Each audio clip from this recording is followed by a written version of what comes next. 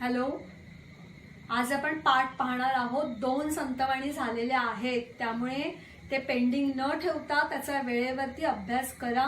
Lesson पुढे पुढे आपण जातोय. हा काळ किती काळ राहणार आहे आपण सांगू शकत नाही. तुम्ही तुमचा अभ्यास करणं थांबवायचं नाही. प्रॉपर प्लॅनिंग करा आणि अभ्यासाला लागा. आज आपण शाल हा पाठ अभ्यासणार आहोत. लेखक रा ग जाधव. सगळ्यात अगोदर शाल म्हणजे काय? तर शॉल थंडीमध्ये वापरतो तशा प्रकारची शॉल, पण इकडची शॉल ही गौरवार्थ दिलेली आहे. म्हणजे फेलिसिटेशन करताना तुम्ही पाहिलं असेल की आपल्या शाळेतही गेस्ट येतात, तेव्हा आपली परंपरा काय आहे, आपलं कल्चर काय आहे, आपली संस्कृती काय आहे, की आपण पाहुण्यांचा किंवा एखाद्या कर्तृत्वाचा गौरव हा शाल देऊन करतो. त्याच्याबरोबर श्रीफळ म्हणजे नारळ सुद्धा दिला जातो. तर अशा या शालीबद्दलच्या लेखक रा ग जाधव यांच्या आठवणी त्यांनी या पाठातून आपल्याला सांगितल्या आहेत. असे 3-4 प्रसंग आहेत या शालीशी निगडीत. मीन्स थोडक्यात बघा, हिंदी शिवाय आमची गाडी हलत नाही, म्हणून थोडक्यात ऐका. शाल यह पाठ लेखक रा ग जाधव इन्होंने लिखा हुआ है. शाल के बारे में जो लेखक के मन में यादें हैं, वो यादें इस पाठ में उन्होंने व्यक्त की है. कोई ऐसी चीज होती है जो बचपन से ही हमें प्यारी होती है, जैसे लड़कियों की गुड़िया और लड़कों की बैट बॉल. तो आज भी हम उसे देखते ही उसकी यादें हमें आती है. लेखक को भी वो शाल को लेकर कुछ यादें हैं. वो यादें वो इस पाठ में दी गई है. की जशा आपल्या लहानपणीच्या आठवणी असतात, आठवणीतल्या वस्तू असतात, काही जणांनी अजूनही जपून ठेवल्या असतील, तर त्या वस्तूंबरोबर आपल्या काहीतरी मागच्या आठवणी असतात. तर अशा आठवणी, अशी यादे आपल्याला या पाठातून लेखक रा ग जाधव सांगताना दिसतात. पाठ वाचणार आहे. इथे तुम्ही पहा त्या ओळी, मी टेक्स्टबुक मधनं तुम्हाला पाठ वाचून दाखवते. वाचता वाचता एक्सप्लेन करेन. जिथे जमेल तिथे हिंदीचा वापर केला जाईल. ओके, पहा. एकदा मी पु ल देशपांडे यांच्याकडे काही एक निमित्ताने गेलो होतो. काम झाल्यावर मी निघण्याच्याच बेतात होतो. तेवढ्यात सुनीताबाईंनी मला थांबवले आणि विचारले, तुम्हाला शाल दिली तर चालेल का? पहा, आता इथे ह्या सुनीताबाई म्हणजे कोण? तर लेखकाच्या पत्नी. लेखक पु ल देशपांडे हे बहुआयामी असं व्यक्तिमत्व, मराठीमध्ये गाजलेलं नाव. अशा पु ल देशपांडे, हे लेखक पु ल देशपांडे आणि त्यांच्या पत्नी सुनीताबाई. या सुनीताबाईंनी यांच्या घरी लेखक पाहुणे म्हणून गेले होते. लेखक रा ग जाधव पु ल देशपांडेंच्या घरी गेले होते आणि तिथे गेल्यानंतर त्या सुनीताबाईंनी त्यांच्याजवळ असलेली एक शाल गिफ्ट म्हणून, भेट म्हणून लेखकाला देऊ केली. आपल्याला चित्रात दिसते. लेखक को इतनी खुशी हो गई कि फॉर एग्जाम्पल अगर आपके सामने अचानक से सचिन तेंदुलकर आ जाए और उसकी बैट वो आपको भेंट गिफ्ट के माध्यम से दे देंगे तो आपको कितनी खुशी हो जाएंगी. तो उसी तरीके से इस लेखक को पु ल देशपांडे एक बहुत बड़ी व्यक्ति उनके जीवन में थी, क्योंकि ये भी लेखक थे और ये भी जाने माने एक लेखक थे. तो इनके हाथ से, इनके घर में मुझे उनकी सम्मान में दी हुई एक शाल अगर मिल रही है तो जितनी खुशी होगी उतनी ही इनको हो गई. आणि त्यांनी खुशी खुशी अगदी आनंदाने ती शाल घेतली. ते म्हणतात, बघा इथे बघा, निमित्त म्हणजे काय, कोणत्या तरी का कारणाने, पर्पजली. नंतर निघण्याच्या बेतात होतो. निघण्याच्या बेतात होतो म्हणजे जाने के तयारी में थे, जाण्याच्या तयारीत होते. तितक्याच सुनीताबाईंनी त्यांना हाक मारली. मग त्यांनी शाल दिली. शाल म्हणजे काय, तर खांद्यावरती पांघरण्याचे एक वस्त्र, शॉल. ती दिल्यानंतर त्यांना खूप आनंद झाला. आणि मग हा लेखक म्हणतो की मी एका पायावर हो म्हटलं.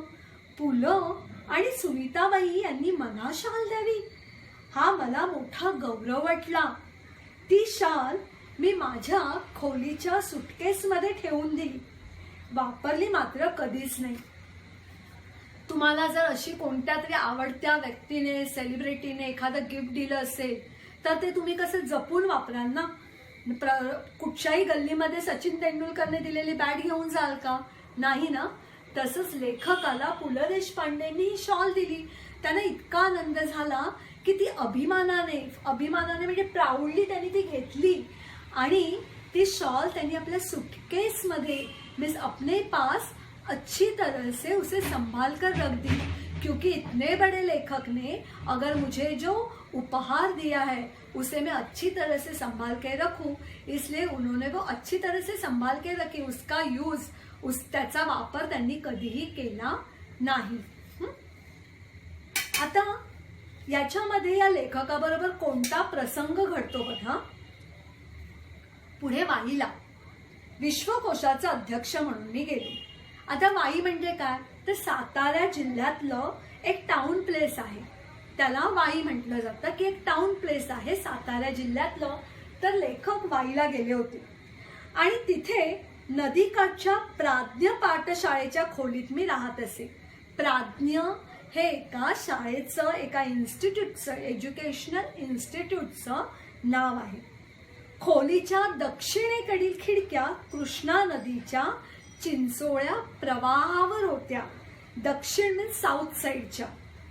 कृष्णा नदीच्या चिंचोळ्या प्रवाहावर होत्या आणि थंडीच्या दिवसात एक बाई माझ्या खिडकीखाली घाटाच्या छोट्या तटावर, तट म्हणजे किनारा, तट म्हणजे किनारा, तिचे छोटे मूल एका टोपलीत ठेवून मासे पकडण्याच्या उद्योगात होती. तिचे बाळ कडाक्याच्या थंडीने कुडकुडत रडत होते, पण आई तिकडे बघतच नव्हती. आता बघा ही बाई दाखवलेली आहे की तुम्हाला चित्राच्या माध्यमाने समजेल की लेखक खिडकीत ना वाईला विश्वकोशाचा अध्यक्ष म्हणजे एनसायक्लोपीडिया, ज्याच्यामध्ये आपल्याला सगळी माहिती मिळते, जो आज तुमचा गुगल गुरु देतो तो पूर्वी कोण देत होता? विश्वकोश एनसायक्लोपीडिया. याचे अध्यक्ष म्हणून लेखक वाईला गेले होते. तिथे कोणता प्रसंग घडतो तो वहां पे उनको एक नजर आता है. जब भी वो खिड़की से देखते हैं तो उनको क्या नजर आता है? तो एक महिला वहां पे आती है, वो मच्छी पकड़ने के लिए वहां पे आ जाती है और तभी वो इतने ठंडी में, इतनी सुबह सुबह वो वहां पे आ जाती है और एक छोटे से नन्हे से बच्चे को एक बास्केट में रखती है. जो बच्चा थंडी में सिकुड़ गया मीन्स कुडकुडत होता आणि अशा या बाळाला पाहिल्यानंतर लेखकाचं मन रवलं, त्याला दया आली. त्याला असं वाटलं की ही बाई असं का बरं करतेय, एवढ्या थंडीची सकाळची ती का बरं आली आहे? कारण एवढ्या थंडीत हे बाळ तर उघडं आहे आणि ती कशासाठी इथे आली आहे? मासे पकडण्यासाठी, आणि तेही एवढ्या सकाळी. त्या बाईचा यात काहीच दोष नव्हता. ती का बरं सकाळी आली? आपण जर लवकर गेलो तर आपल्याला मासे भरपूर मिळतील असं तिला वाटत होतं, म्हणून ती लवकर तिथे आलेली होती. तर मासे पकडायला आलेल्या बाईला पाहून लेखकाला काय आठवलं की बाळ थंडीने कुडकुडत आहे, मग आपण तिला काय द्यावी? लेखकाने त्या बाईला हाक मारली, उसे बुलाया और अपने सूटकेस में जो पु ल देशपांडे की याद के लिए जो शॉल संभाल के रखी थी उसे अभी उनको देना पड़ रहा था. लेकिन फिर भी लेखक बहुत खुश थे, कारण आपण कोणाला तरी त्याची मदत करतोय ही भावना लेखकाच्या मनात होती. त्यामुळे त्यांनी त्या बाईला शॉल दिली आणि तिला हाक मारणे मीन्स टू कॉल. तिला सांगितलं लवकरात लवकर तुझं बाळ त्या थंडीमध्ये कुडकुडतोय, तू अगोदर त्याला गुंडाळून घे म्हणजे काय, लपेटून घे, रॅप कर, आणि त्याला त्याची काय मिळेल? ऊब मिळेल, उष्णता मिळेल, वॉर्म. कारण ते बाळ बिचारा थंडीने कुडकुडतंय, तुझं लक्षही नाहीये. पण लेखकाला समजलं की पोटा पाण्याचा प्रश्न आहे, त्यासाठी ती तिथे आलेली आहे. त्यामुळे बाळाचा विचार न करता ती पोटा पाण्याचा प्रश्न कदाचित सोडवत असावी, म्हणून तिने लेखकाने शॉल दिली आणि त्याच्यावरती पैसे सुद्धा देऊ केले की तिला मदत व्हावी त्या पैशाची, म्हणून 5-50 रुपये काढून त्यांनी दिले. इतनी बड़ी हस्ती ने दी हुई शॉल किसी एक गरीब व्यक्ति को मदद करने के लिए काम आई, उसी में लेखक खुश थे. कारण त्यांना असं वाटलं त्या बाळाला आधी शालीत गुंडा आणि मग मासे मारत बस. या घटनेची ऊन पुलकित शालेच्या उभेपेक्षा अधिक होती. की पुलकित शाल म्हणजे काय? लेखक कोणत्या लेखकाने दिली होती लेखकाला शॉल? पु ल देशपांडे. म्हणून त्यांना काय म्हटले? पुलकित. पु ल देशपांडेंनी दिलेली पुलकित शॉल असं त्याला त्यांनी नाव दिलं. मग त्याचा ती सांभाळून ठेवण्याच्या आनंदापेक्षा अधिक आनंद कसला होता? तर या शालीचा उपयोग कशासाठी होईल? तर या बिचाऱ्या छोट्याशा बाळाला ऊब देण्यासाठी या शालीचा उपयोग होईल असं लेखकाला वाटलं आणि म्हणून त्यांनी त्या बाईला ती शॉल देऊ केली. हाँ, मिस ये प्रसंग आपको समझ में आया? पहले इंसिडेंट में क्या था कि लेखक पु ल देशपांडे के घर पे चले जाते हैं. वहाँ पे सुनीता बाई लेखक की पत्नी उसे शॉल उपहार में देती है, वो उनको संभाल के रखते हैं. लेकिन जब भी वो वाई में चले जाते हैं तभी उनको क्या दिखाई देता है कि एक महिला अपने छोटे बच्चे को ऐसे ही रख के ठंडी के दिनों में मच्छी पकड़ रही है और उसका बच्चा बेचारा ठंडी में है. इसके लिए उसे मदद करने के लिए वो क्या कर देते हैं, अपनी रखी हुई संभाल के रखी हुई शॉल जो है वो इस महिला को मदत के तौर पे दे देते हैं. हा पहिला प्रसंग, ही पहिली आठवण लेखकाची शालीच्या संदर्भामध्ये. आता दुसरा प्रसंग काय घडला पहा. आता इथे बघा, हे कविवर्य नारायण सुर्वे आहेत आणि हा लेखक तुमचे राघव जाधव आहेत. ते म्हणतायत कविवर्य नारायण सुर्वे खूप सभा संमेलन गाजवत. सभा संमेलन म्हणजे खूप कार्यक्रम करत, कारण ते कवी होते, त्यांना इकडे तिकडे बोलवलं जाईल. हे नारायण सुर्वे, तुम्हाला यांची पुढे एक कविता सुद्धा आहे. ते अनाथ होते बरं का. नारायण सुर्वे हे अनाथ होते. एका कामगाराला, मिल कामगाराला हा रस्त्यावरती रडत असणारा मुलगा दिसला आणि या नारायण सुर्वेंना ते आपल्या घरी घेऊन गेले, त्यांना सांभाळलं. पण तरी सुद्धा या अनाथ मुलाने आपलं नाव इतकं मोठं केलं की आज त्यांच्या कविता आपण पुस्तकातून अभ्यासतोय. म्हणजे परिस्थिती माणसाला मोठं होण्यापासून अडवत नाही, हे आपल्याला या उदाहरणातून दिसून येतं बरं का. कविवर्य नारायण सुर्वे खूप सभा संमेलन गाजवत असत. पुढे ते साहित्य संमेलनाचे अध्यक्षही झाले. आता साहित्य संमेलन म्हणजे काय? तर मराठी रायटर्स जे असतात त्यांचा एक ग्रुप केलेला असतो, तर त्याला काय म्हटलं जातं? तर त्या साहित्य संमेलन असंही म्हटलं जातं की अन annual conference organised bye Akhil Bharatiya Marathi महामंडळ for Marathi writer and reader. तर अशा या मराठी साहित्य संमेलनाचं अध्यक्षपद म्हणजे प्रेसिडेंट नारायण सुर्वे होते आणि त्यांची आणि लेखकाची एकदा भेट होते. तुम्ही टेक्स्टबुकमध्ये पाहायचंय ॲज वेल ॲज या चित्रामध्ये बघा, इथेही टेक्स्टबुकच्या ओळी दिलेल्या आहेत. परिणामतः त्यांच्या कार्यक्रमांना अहोरात्र भरतीच असे. अहोरात्र म्हणजे अगदी रात्रन दिवस. प्रत्येक कार्यक्रमात सन्मानाची शाल, सन्मान म्हणजे गौरव, श्रीफळ त्यांना मिळत राहील. एकदा ते मला म्हणाले, या शाली घेऊन घेऊन मी आता शालीन बनू लागलो आहे. शालीन म्हणजे काय? नम्र, पोलाइट. त्यांच्या बोलण्यातील उपरोधिक खोज माझ्याच नव्हे तर कोणाच्याही सहजपणे लक्षात येणारी होती.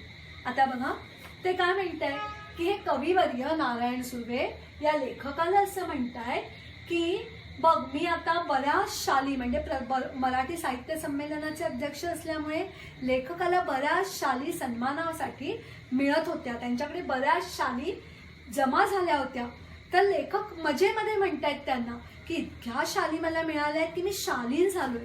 शालीन म्हणजे काय? नम्र. या नारायण सुर्वेंना शालींमुळे नम्रता येण्याची काहीच गरज नव्हती, का ऑलरेडी हे नारायण सुर्वे स्वतः खूप नम्र, खूप पोलाइट होते. अगदी साधा सुधा माणूस. त्याचे पाय जमिनीवर होते, त्यांचे पाय. कारण आपण बघा, जरा जरी आपलं फेलिसिटेशन झालं, थोड्या बक्षिसं मिळाली तर आपण कसे हवेत उडतो, अगदी आपले पाय जमिनीवर राहत नाहीत. पण जी मोठी माणसं असतात ना, ते मात्र यापासून फार फार दूर असतात. Empty vessels make more noise. ही म्हण तुम्ही ऐकलीच असेल. कारण अगदी साधा सुद्धा हा माणूस होता आणि हा माणूस याच्यामध्ये नम्रता ही इतकी भरलेली होती की शालीमुळे नम्रता वगैरे त्यांची आली किंवा गेली असा याचा काहीच संबंध नव्हता. हे ऑलरेडी खूपच असे डाऊन टू अर्थ असे कवी होते. फॉर एक्झाम्पल आताचं बघा ना, या कोरोनाच्या काळामध्ये तुम्ही ऐकलं असेल की रतन टाटा हे मोठं नाव आहे आजच्या बिझनेसच्या जगामध्ये, उद्योजकांच्या जगामध्ये. पण आज देशाला गरज होती तर त्यांनी जवळजवळ 1500 करोडची मदत आपल्या देशाला केलेली आहे.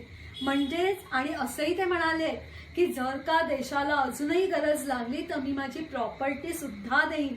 बघा कितनी बड़ी सोच, कितना बड़ा इंसान.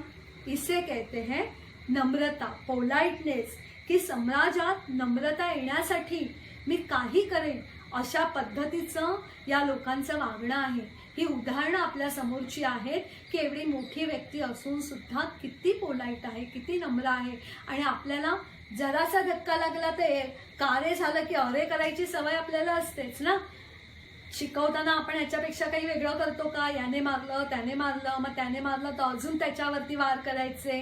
तर ह्या गोष्टी आपल्याला दूर करायला हवेत. ह्या छोट्या छोट्या उदाहरणातून आपल्याला ते समजतंय.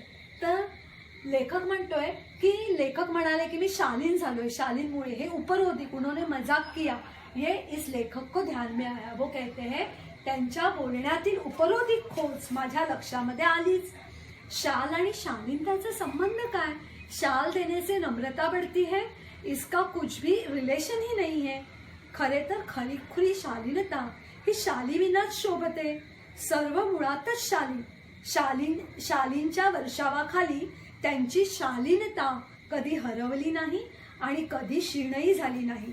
ते म्हणतात की साधा सुधा हा कवी माणूस यांची कधी अधिक सन्मान झाल्यामुळे ते कधीही हवेत गेले नाही किंवा त्यांना गर्व झाला नाही. ते तसेच शांत, सगळ्यांमध्ये मिसळणारे, कधीही कुठच्या गोष्टीचा गर्व न करणारे असेच होते. आता लेखक या कविवर्यांना म्हणतो, मी कविवर्यांना म्हटले शालीमुळे शालीनता येत असेल तर मी कर्जबाजारी होईन, भिकेला लागेन, पण शेकडो शाली खरेदी करून सर्वांना एक एक शाल लगेचच देऊन टाकेन. यावर तो शालीन कवी मनापासून हसला. शालीमुळे शालीनता येते की जाते या प्रश्नाचं माझं उत्तर जाते असंच आहे. सन्मान करण्याच्या रूपाने आपण तर खरे एक शालीन जग गमावून बसण्याचा धोकाच मोठा असतो असं लेखकाला वाटतं.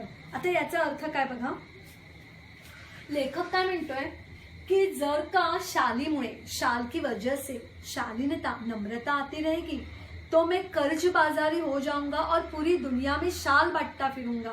क्योंकि पूरी दुनिया क्या हो जाएगी, शालीन, नम्र हो जाएगी. कितनी सुंदर दुनिया बन जाएगी. तो दुनिया की वजह से मैं कर्जबाजारी होईन. कर्जबाजारी म्हणजे कर्जात बुडून जाणे, बहुत सारा पैसों में डूब जाना, कर्जबाजारी होणे. भिकेला लागणे मीन्स दारिद्र्य वाटायला येणे म्हणजे गरीब होणे. टू बी पॉवर्टी स्ट्रिकन म्हणजे खूप गरिबी येणे. तर जर का मला या जगाला नम्र बनवायचं असेल तर मी कर्जबाजारी होईल आणि सगळ्यांना शाली वाटेन. कारण या शालींमुळे काय होईल, जग शालीन होईल. पण लेखक म्हणतो की मला माहिती आहे ज्याला शाल मिळतो, ज्याचा सतत सन्मान होतो, ज्याचा सतत गौरव होतो, त्याच्या शालीनता काय होऊन जाते, नष्ट होऊन जाते. त्याच्यामध्ये गर्व वाढत जातो. त्यामुळे माझं उत्तर शालीनमुळे शालीनता जातं असंच आहे. सन्मान करण्याच्या रूपाने आपण गर्विष्ठ होतो आणि हे शालीन जग, नम्र जग आपण हरवून बसतो. बघा आपल्या म्हणजे इकडनं आपल्याला काय संदेश मिळतो कि हमें किसी के साथ भी व्यवहार करते वक्त नम्र होने की बहुत ज़रूरत है. जिस तरीके से मैंने आपको रतन टाटा का एग्जाम्पल दिया, इतनी बड़ी व्यक्ति ने भी इतनी नम्र भाव से अपने देश के लिए इतना बड़ा सहयोग किया है. तर हा नम्र भाव आपल्यामध्ये टिकून राहणं खूप महत्त्वाचं आहे. ही आठवण लेखक आपल्याला सांगतो. आपण इथेच थांबायचे. पुढचा पाठ आपण पुढच्या भागामध्ये अभ्यासणार आहोत. पहिल्या पॅरेग्राफमध्ये आपण काय पाहिलं, पु ल देशपांडेंनी लेखकाला दिलेली शाल. सेकंड, वही शाल वो किसी को मदद करने के लिए उस महिला को दे देते हैं। इससे हमें लेखक की उदारता दिखाई देती है। ही त्यांची शालीबद्दलची दुसरी आठवण। तिसरी आठवण काय होती की शालीबद्दल लेखकाने नारायण सुर्वेंबरोबर केलेला संवाद, त्यांचं दोघांचं झालेलं कम्युनिकेशन, और उसमें उन्होंने कहा कि शालीन बनने के लिए शाल मिलना जरूरी नहीं है, तो नम्रता ये भाव हम में होना जरूरी है। हे 3 प्रसंग आपण पाहिले। आता 2 प्रसंग बाकी आहेत, ते आपण पुढच्या भागामध्ये अभ्यासणार आहोत। बघा, नीट एकदा परत वाचा। समजलं नसेल तर तुम्ही पर्सनलवर मेसेज करा आणि विचारा।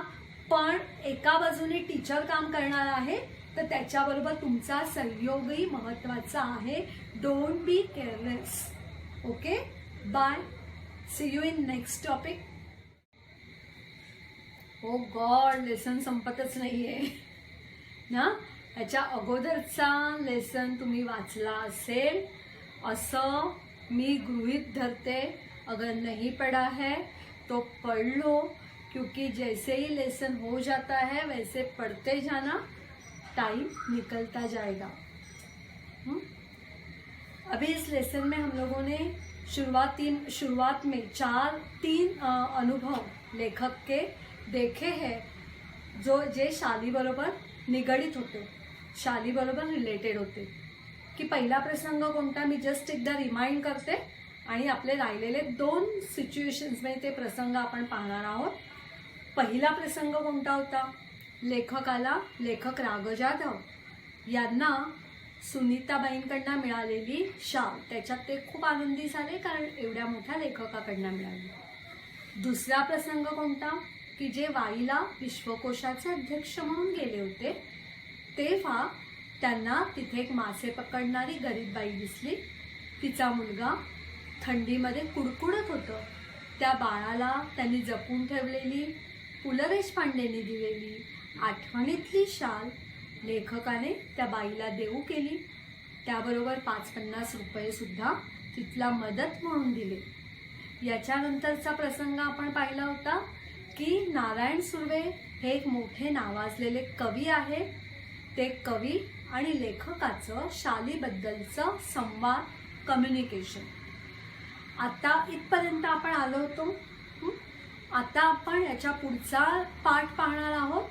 त्याच्यामध्ये लेखकाचा अनुभव त्या शाली संबंधीचा ते परत आपल्याबरोबर शेअर करतायत। So come to the point. मी 2004 साली मराठी साहित्य संमेलनाचा बिनविरोध अध्यक्ष झालो। बिनविरोध म्हणजे काय? तो कोणाचाही विरोध न होता निवडून आले की लेखक 2004 में मराठी साहित्य सम्मेलन के अध्यक्ष बन चुके थे। तत्कालीनचा अर्थ काय बघा? त्या काळातील, ऑन दॅट टाइम, त्या काळातील, ऑन दॅट टाइम। तर तत्कालीन 1-2 वर्षात माझ्यावर शालींचा वर्षाव झाला। वर्षाव मीन्स टू शॉवर, की ते अध्यक्ष झाले होते, त्यामुळे त्यांना सगळीकडे गेस्ट म्हणून बोलवत होते आणि पाहुणे म्हणून गेल्यानंतर त्यांना शालच शाल अशा सगळ्या भेटी त्यांना मिळत होत्या। एवढ्या शाली जमत गेल्या की माझ्या 8x6च्या खोलीत त्यांना ठेवणेच शक्य नव्हते। मग मी सगळ्या शालींचे गाठोडे बांधून, गाठोडे म्हणजे बघा हे बोचकं जे असं दिलेलं आहे कपड्याचं, त्याला काय म्हटलं जातं? गाठोडं। तर हे गाठोडं बांधून निकटवर्ती मित्राकडे, निकटवर्ती म्हणजे काय? तर जवळच्या, निकटवर्ती म्हणजे जवळच्या मित्राकडे ते ठेवले।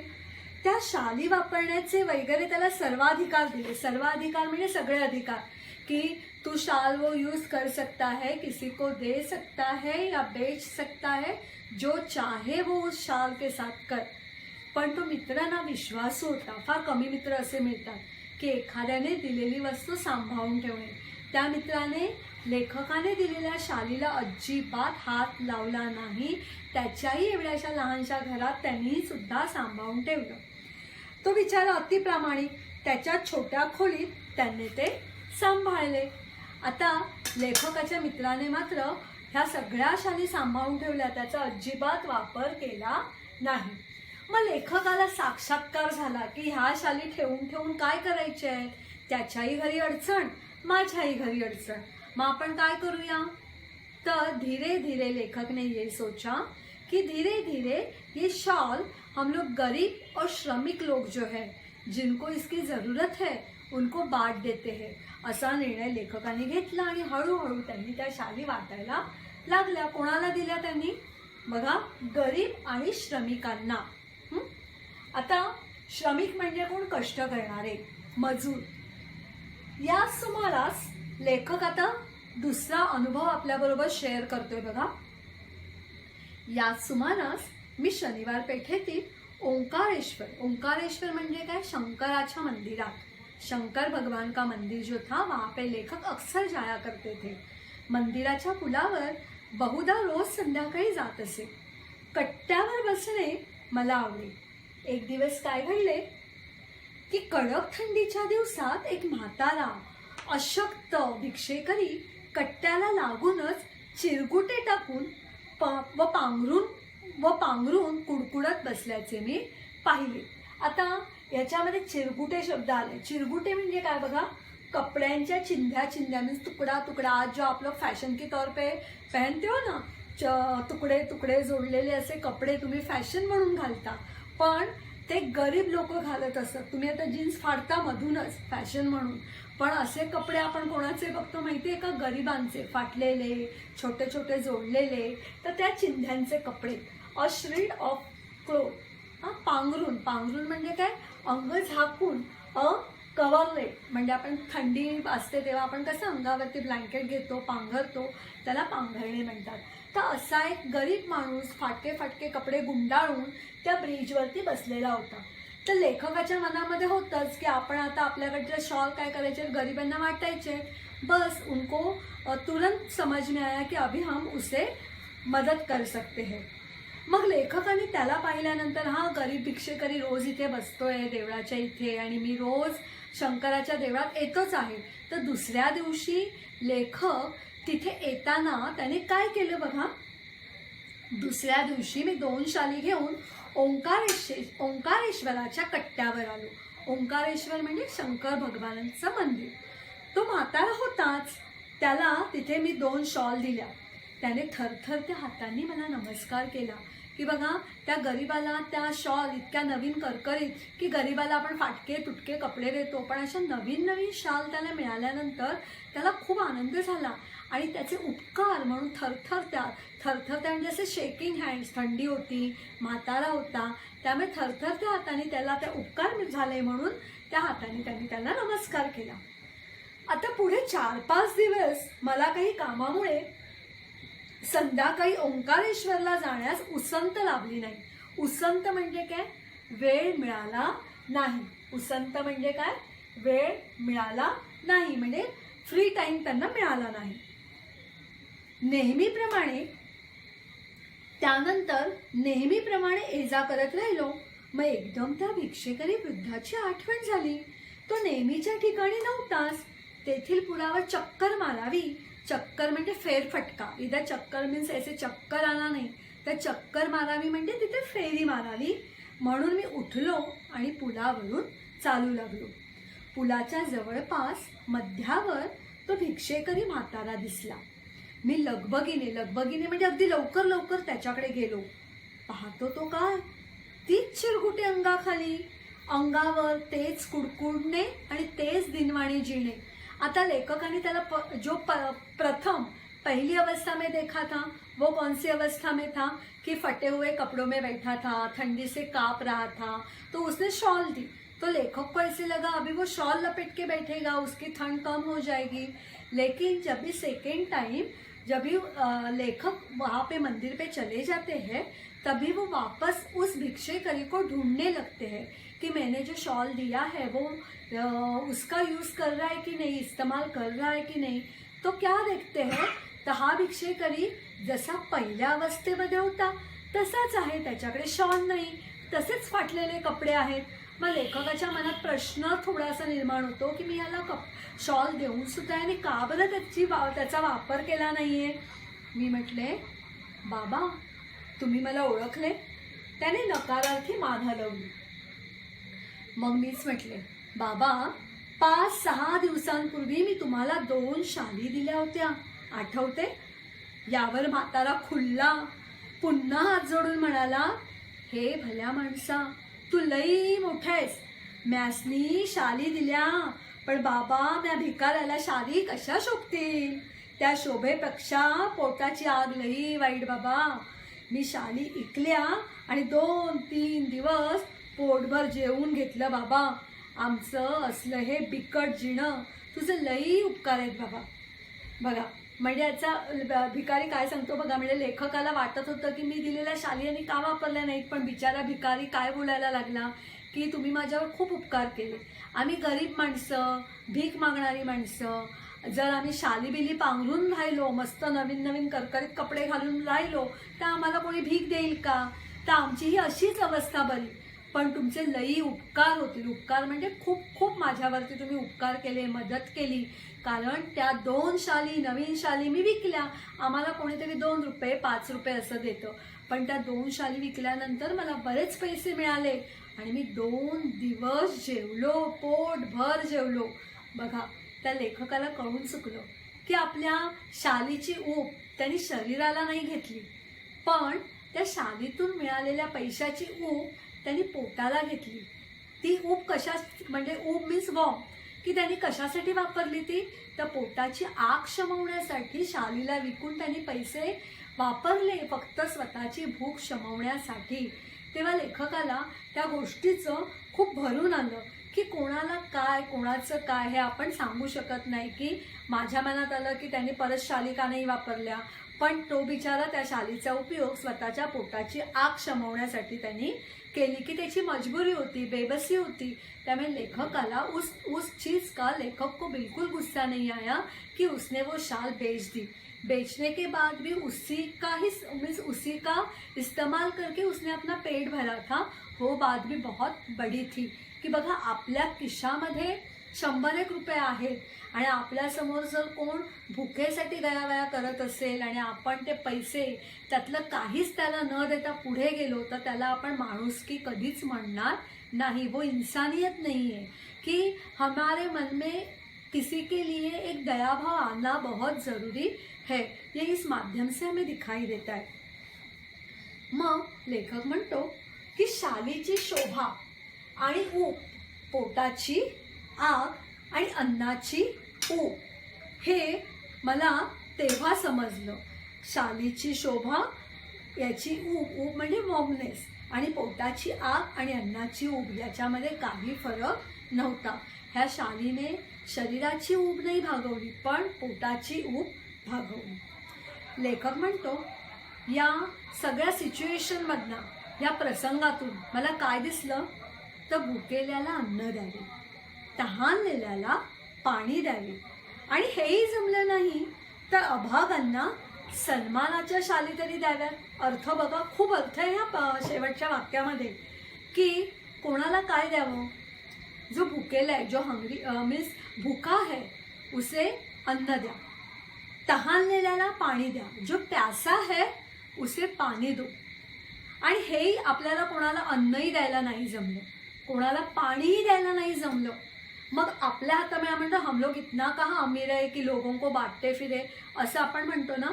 पण तेही नाही जमलं ना, तर ॲटलिस्ट काय द्यावं? तर सन्मानाच्या शाली. सन्मानाच्या म्हणजे काय? मानाच्या. गरीब आहे म्हणून त्याला हडतूड करायचं का? नाही. तर आपण निदान त्याला काही देऊ नाही शकलो, पण 4 चांगले शब्द तर बोलू शकतो की नाही.